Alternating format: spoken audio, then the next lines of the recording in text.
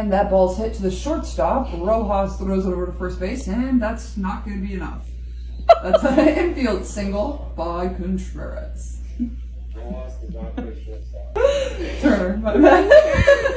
We're in the bottom of the fourth. We got a score of 1-0 to the Phillies. Runner on first, no outs. This brings someone to the plate. One time, Caitlin Clark is good at many things, most notably shooting, passing, and drawing an unprecedented amount of fans to basketball games. But can she call baseball games? The answer to the question that absolutely no one was asking arrived Friday via the TikTok account of Clark's Indiana Fever teammate, Lexi Hull. And here comes the 0-1 pitch. And a little outside. Oh, there you go. A little outside. I like it though. Nola's on the mound tonight. And his Skechers, red Skechers he's wearing.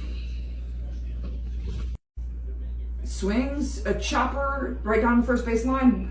Harper fields it in, and that's an out. That's one out. And Runner. Runner advances to second.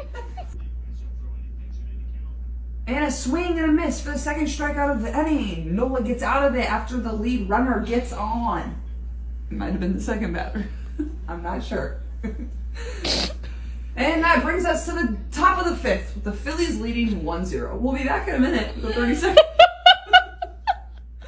30-second break. Thanks for tuning in.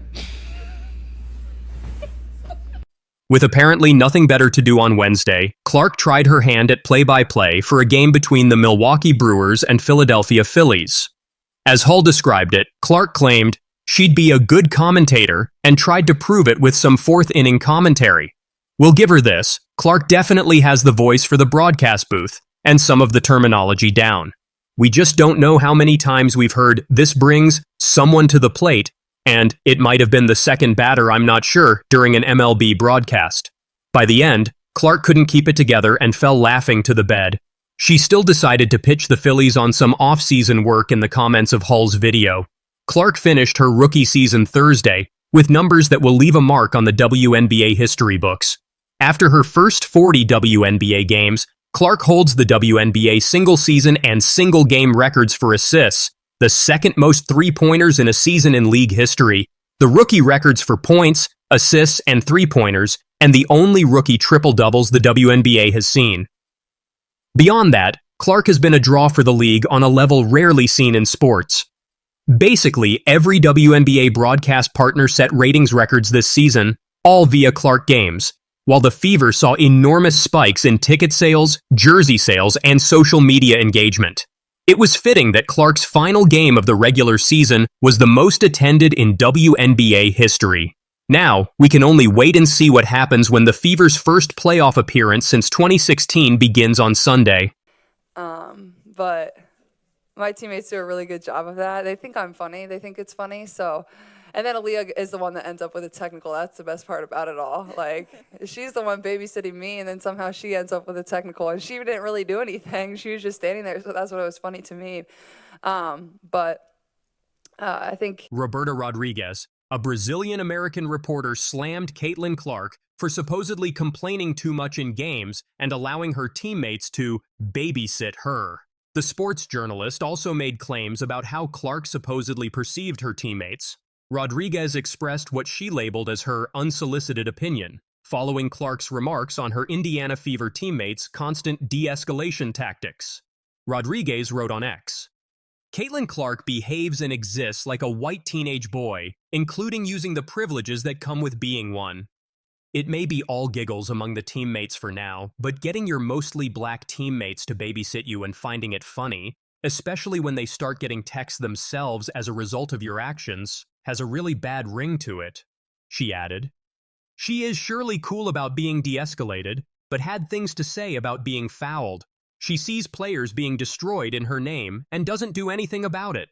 The reporter then called it one of the reasons why Clark was hard to appreciate outside of her on-court brilliance. Without specifying, she also compared her to other players in the league who were as scrutinized or more by other people, Rodriguez said. That's what makes it impossible to appreciate Caitlin Clark beyond her basketball. especially when you have players who are much more poised than her being called the most horrible things. Clark has picked up 6 technical fouls this season and is 1 away from serving a 1-game suspension during the regular season. Nevertheless, Clark has been the team's focal point, averaging 19.5 points, 5.7 rebounds, 8.4 assists, and 1.3 steals. The Indiana Fever, 2019, have the 6th best record in the WNBA.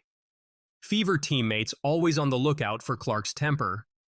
On Instagram, Caitlin Clark's teammates reacted to how they tried to calm the rookie down during her heated moments with the referees. Aaliyah Boston and Erica Wheeler laughed as photographer Bree Lewerke posted photos of Clark's teammates calming her down to prevent her from racking up more technical fouls. "We work overtime," Aaliyah Boston reacted to the post. Clark also found the photos funny. Clark commented, "Bruh, the team has enjoyed an impressive run in the later half of the season, winning 7 of its last 10 games. The Fever have only 1 game remaining on their regular season schedule.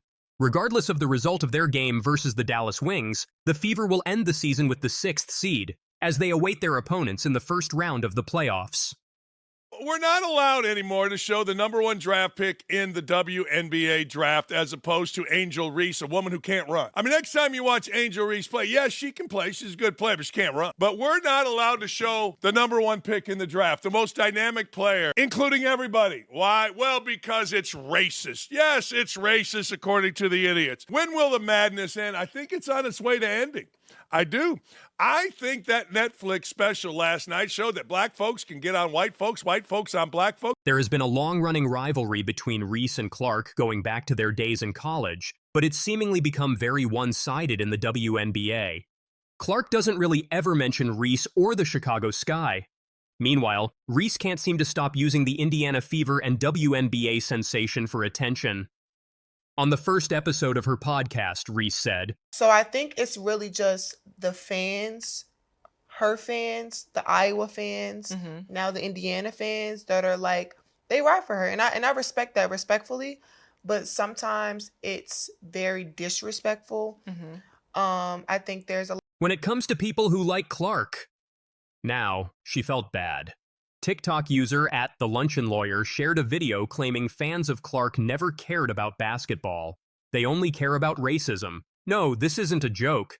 TikTok user claimed in a recent video, "Oh, I am all in white people's business this week. Like, first Taylor Swift, now Caitlin Clark. So Caitlin Clark, like the Taylor Swift post, you know, the Taylor Swift post. And baby, all of a sudden, all of her alleged fans are withdrawing support. Like, they wanted her to be the face of racism so bad. Whole time, she just wanted to play basketball, get her sponsorships, and go home. Like, turns out she doesn't want to be the brand ambassador for hatred. And this really confirms that a lot of people were never Caitlin fans. You were just Angel Reese haters. Let me say it again. You were never a Caitlin fan. You were an Angel Reese hater. You didn't care about Caitlin Clark's skills.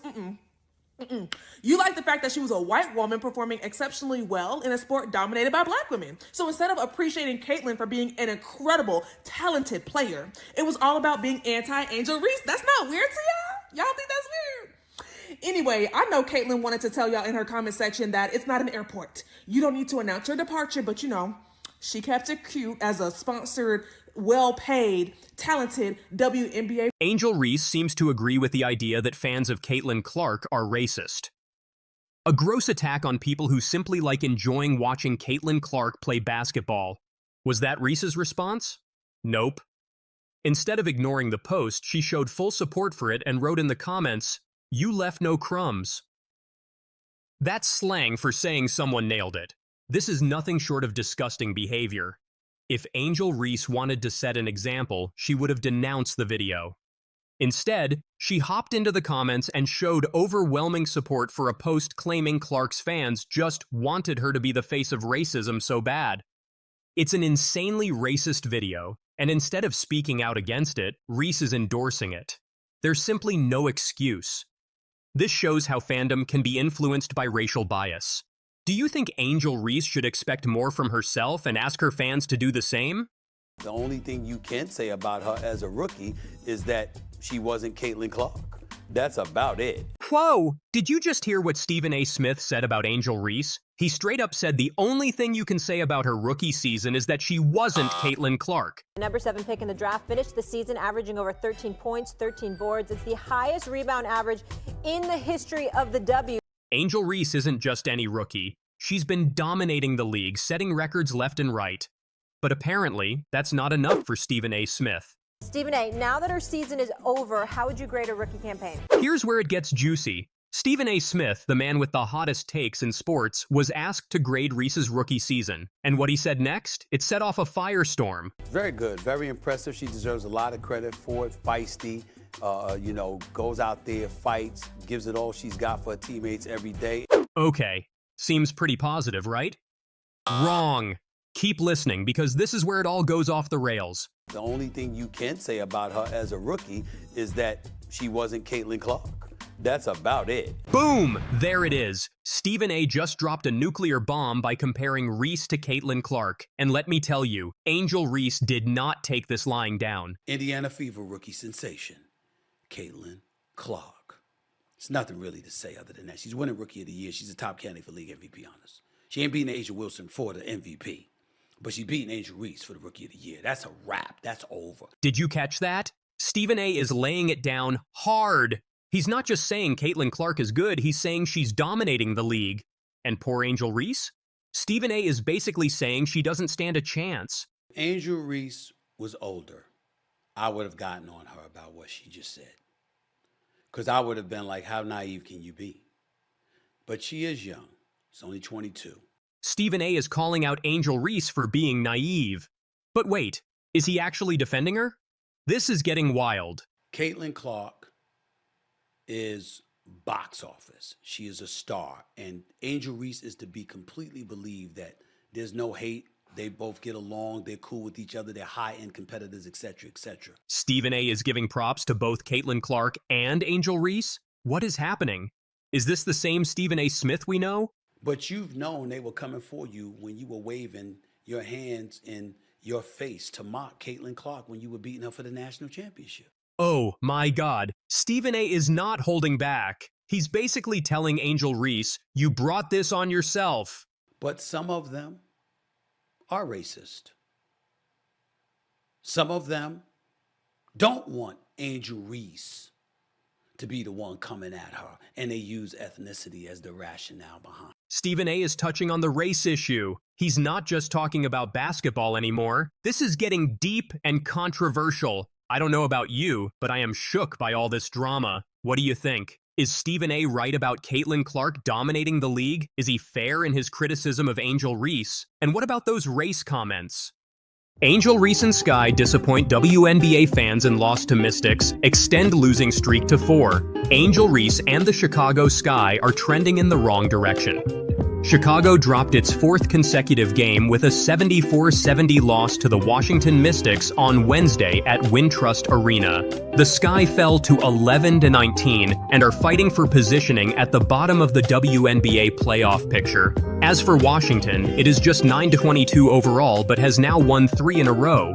Reese fell short of her usual double-double with just 7 points, 14 rebounds, and 6 turnovers. Fellow rookie Camila Cardoso did finish with a double-double of 10 points, 11 rebounds, and 6 assists, but it wasn't enough to counter the Mystics and Stephanie Dolson, 17 points and 6 boards. Social media reacted to the loss for the Sky, at Joavian. Angel Reese is the Dennis Rodman of WNBA, can only rebound, at her 13th Wimbo. If Angel Reese can settle down offensively, which I expect her to after a year, or a Sky Reese. As a big fan, Angel needs serious help offensively, and you can tell they're not working on that in practice, even without the missed fouls from refs. IDK what happened from before the All-Star break till now. Chicago was without leading scorer Kennedy Carter because of health and safety protocols, which shifted even more of the focus to Reese. All eyes were on the rookie regardless, as she entered play 1 double-double away from the WNBA rookie record of 22 double-doubles in a season. Reese already broke Candace Parker's record for consecutive double-doubles across multiple seasons and was looking to add to her list of accomplishments with an impressive performance against the Mystics.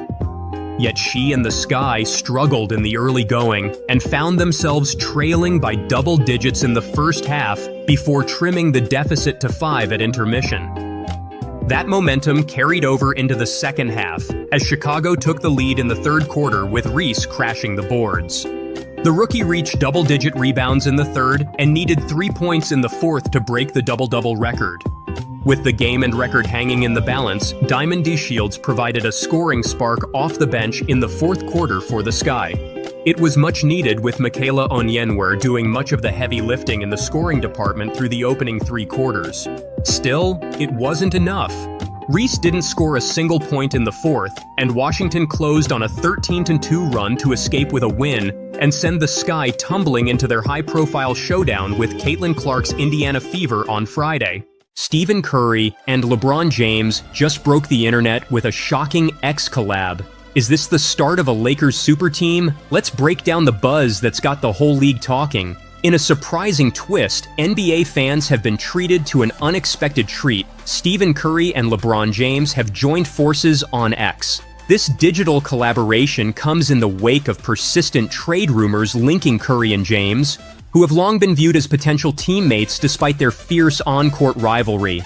The post, featuring a nostalgic photo from their Olympic days alongside Kevin Durant, has ignited a frenzy among fans and analysts alike.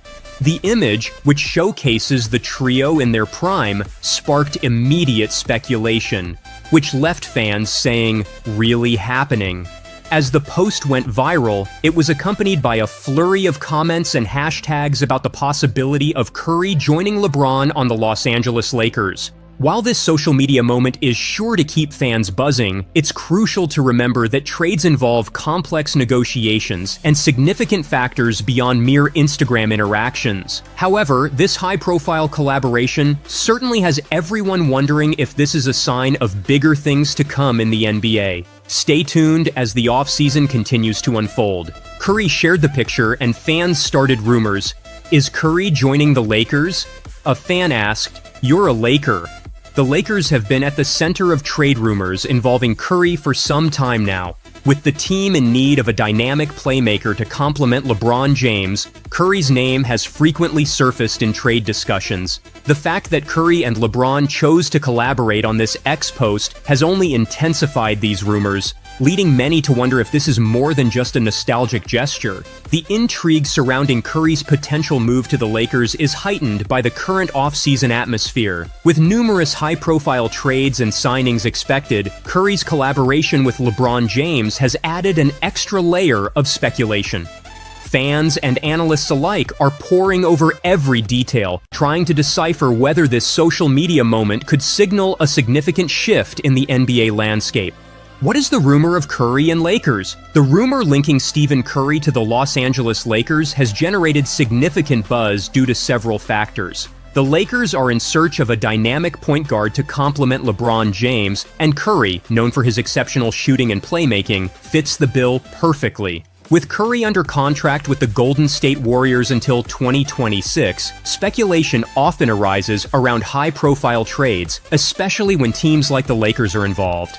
Now Curry, who removed "guard for the Warriors" from his bio and changed his Instagram profile picture, has sparked chatter among NBA fans and analysts, particularly in light of ongoing rumors linking Curry to a potential trade to the Los Angeles Lakers.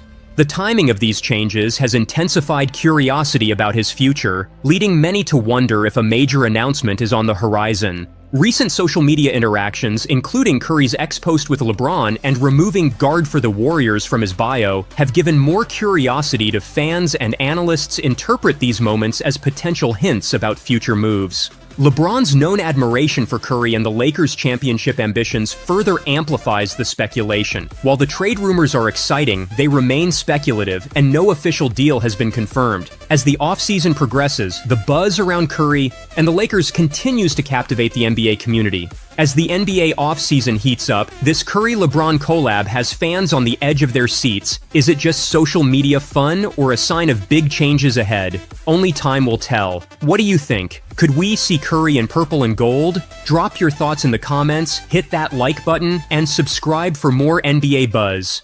The king has spoken, and he's left the NBA world stunned. LeBron James, the basketball GOAT from Akron, just dropped a bombshell that's sending shockwaves through the sports media landscape. With one simple social media update, King James has crushed years of accusations and silenced his biggest critics. For years, talking heads like Skip Bayless and Stephen A. Smith have been painting LeBron as a jealous, resentful superstar. They've claimed he's threatened by the success of Stephen Curry and Kevin Durant.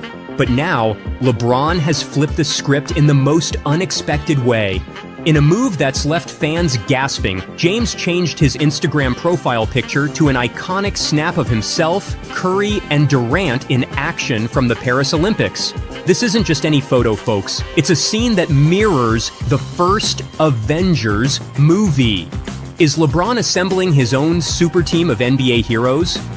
One fan raved on Twitter, "LeBron just ended a decade of hate with one pick," while another exclaimed, "Skip and Stephen A are shaking right now." But let's rewind and look at the shocking accusations these analysts have been throwing at King James for years. Skip Bayless, the self-proclaimed LeBron's biggest critic, has been relentless in his attacks. After the Paris Olympics, where LeBron dominated with averages of 14.2 PPG, 8.2 RPG, and 10.2 assists, Bayless had the audacity to say, "Man, poor LeBron James. Steph Curry just shot him right in the heart, just stole the MVP right out from under poor LeBron."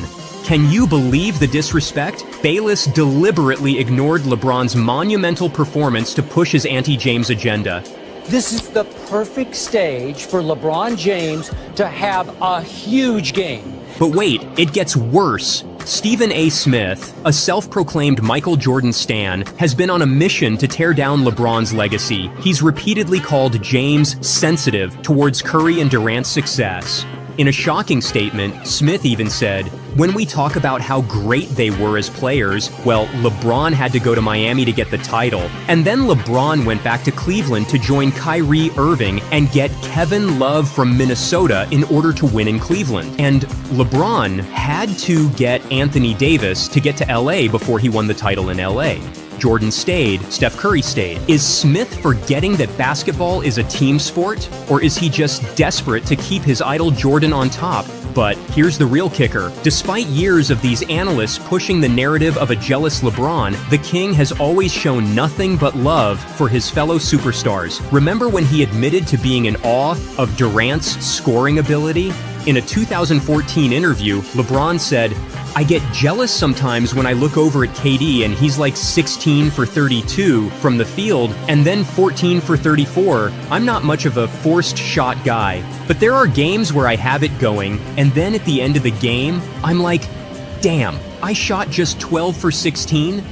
That's not jealousy, folks. That's respect and admiration for a fellow great. And now, with this epic Instagram update, LeBron has shattered the false narrative once and for all. By showcasing himself alongside Curry and Durant, he's sending a clear message. There's no jealousy here, only mutual respect and camaraderie among NBA legends. One sports psychologist exclusively told us, this move by LeBron is a masterclass in emotional intelligence. He's not just refuting the accusations, he's transcending them. It's a power move that shows he's above the petty rivalries others try to create.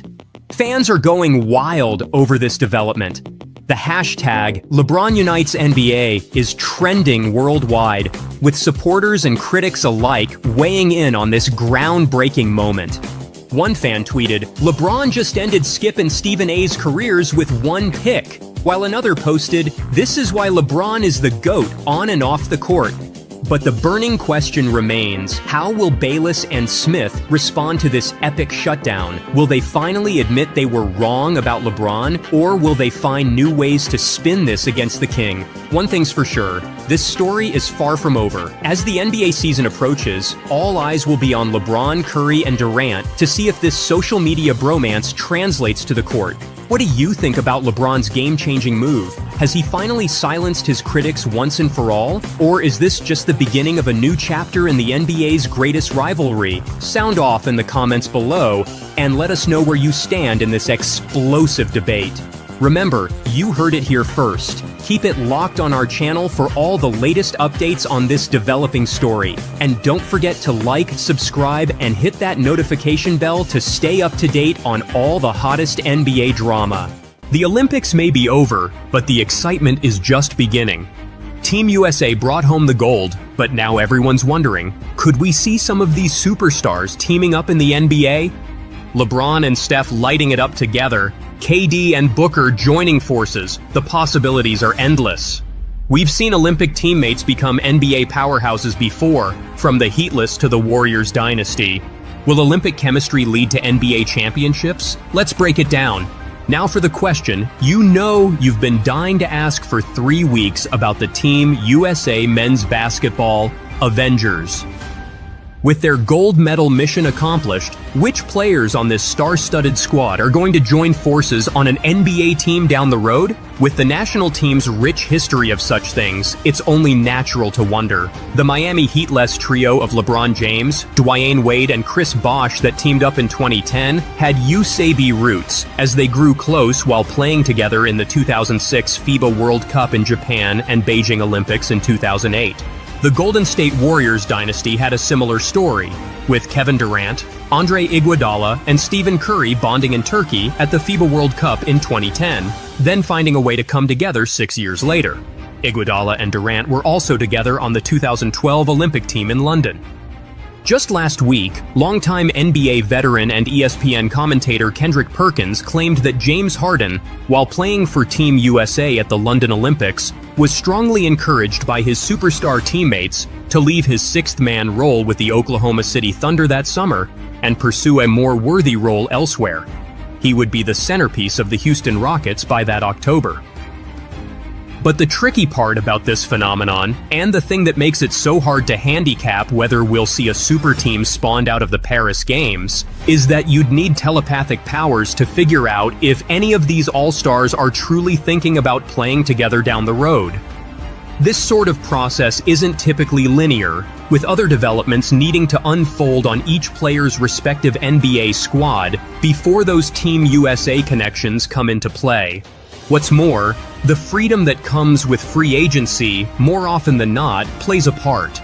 Yet when it comes to the relationships that appear to have grown these past 4 weeks, from Las Vegas to Abu Dhabi, London, Lille, and the City of Light, there are a few worth highlighting and monitoring. But the thing to remember, and the factor that always plays a pivotal part when stars decide to align, is that it all starts with the competitive status of their current team. To that end, we begin with 2 legends in advanced age who have 8 NBA championships between them but whose teams missed the playoffs entirely last year. Let's talk about LeBron and Steph. This one gets top billing because of what went down at the February trade deadline when we learned Curry's Warriors made an unsuccessful bid to the Lakers for LeBron. That sort of breadcrumb, one that was so fascinating to consider after all the years they'd spent as rivals during all those Cavs-Warriors NBA Finals face-offs, tells you 2 things that still remain relevant. Curry had given a thumbs up to the idea, which reflects a level of comfort between the two, even before they worked so beautifully together en route to Olympic gold. The Warriors clearly had intel suggesting this was a pitch worth making. At the time, James was approaching his possible free agency, and there seemed to be enough questions as to whether he'd want to stay in Lakerland that it led to a conversation between Golden State owner Joe Lacob and the Lakers' Jeannie Buss. At the time, James signaled he'd rather stay put, and the whole idea died on the vine as a result. But he would go on to sign a 2-year, $100 to $1.4 million deal, one that includes a player option in the second year and a no-trade clause. Point being, the same Warriors-Lakers dynamics could be there again this upcoming season, especially if the Lakers are struggling in the kind of way that makes James rethink his strategy in these final few years. As a relevant side note, Team USA or Warriors coach Steve Kerr seemed to click with James all the way through as well. There's one massive problem with that plan though. Bronny James now plays for the Lakers. It's hard to imagine LeBron wanting to go anywhere now that his son is wearing the purple and gold.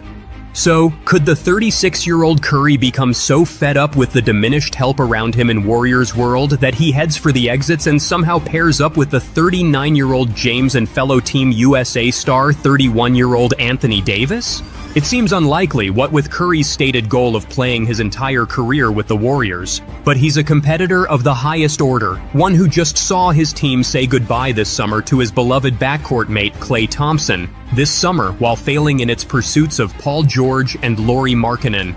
With that backdrop, it's worth a reminder that he made this ominous comment to Yahoo Sports' Vincent Goodwill while at Team USA's Las Vegas training camp in early July. "It's always been my goal, and I'm saying that sitting in this chair right now," Curry said about retiring with the Warriors.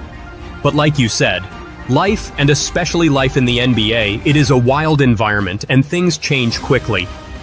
In terms of Curry's contract, he has 2 seasons left, $55.8 million and $59.6 million, and is eligible to add 1 more year on an extension this summer. Warriors general manager Mike Dunleavy Jr. made it clear what the organization wants, telling our Anthony Slater that Curry can have whatever he wants, and that he is pretty confident he will be a Warrior for life. The fact that they clearly enjoyed each other's company, constantly goofing around at practices and celebrating with such joy together after the biggest of wins, is of equal importance. When it was over, after Curry put France to bed with that 3-point flurry and said "nuit nuit" before closing the door, James decided to post the picture that perfectly captured their shared spirit.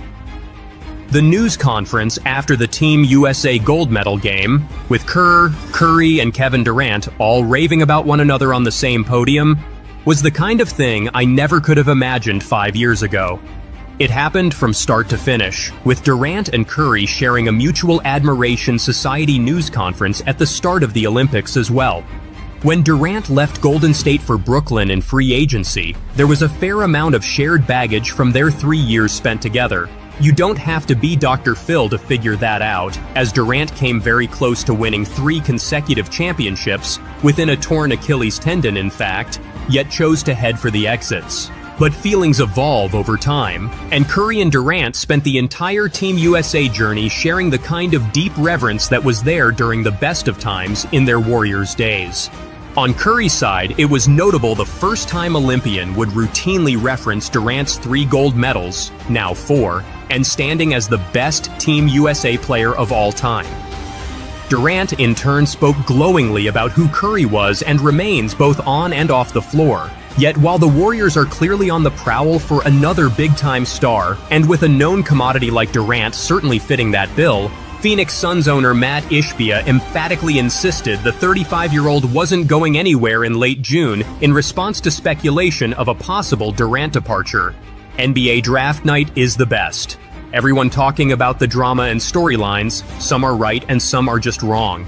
Matt Ishbia said, "My turn. Phoenix loves Kevin Durant, and Kevin Durant loves Phoenix, and we are competing for a championship this year because we have the team to do it.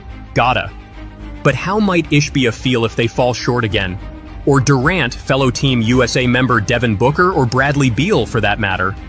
Only time will tell, but the Suns' first-round loss to Minnesota in last season's playoffs wasn't the sort of start any of them envisioned in their first season together.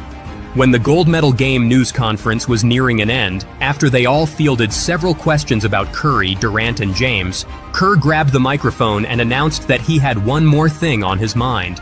"Devin Booker is an incredible basketball player," said Kerr, who chose to start Booker for every Olympic game en route to him, averaging 11.7 points, team best 56.5% from 3, and 3.3 assists. Nobody asked about him, but he was our unsung MVP. I just wanted to say that. Curry, in turn, posted Kerr's quote on his Instagram story and added the caption, "Damn straight," while tagging Booker's account. For someone like Kerr, who is typically bound by the NBA's tampering rules that tend to suppress an opposing coach's public enthusiasm for another team's stars, the Team USA environment allows him to speak his mind in the kind of way that could aid a recruiting effort one day. That's not to say it was his intent, as Kerr seemed deeply genuine about Booker's contributions. Even still, it's a pretty convenient way to show a star player like Booker the kind of love he'll never forget.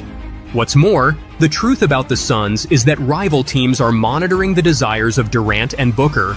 The Rockets, to cite one example I reported in late June, are among those teams that have Booker on their wish list. But again, Ishbia has pushed back hard on this premise that these Suns will fail, and he'll be forced to blow it up amid all that pressure from the unforgiving luxury tax. They're more invested in Booker than anyone else, with his contract running 4 more seasons for a combined total of approximately $220 million, and the notion of him being available anytime soon seems very unlikely. To hear Booker tell it at Team USA's Vegas training camp in early July, he's every bit as invested in this Suns group as Ishbia. I mean, I've never seen an owner do something like that before, Booker said when I asked him about Ishbia's tweet about Durant. It just shows you what type of guy Matt is. He's all in on the group that we have.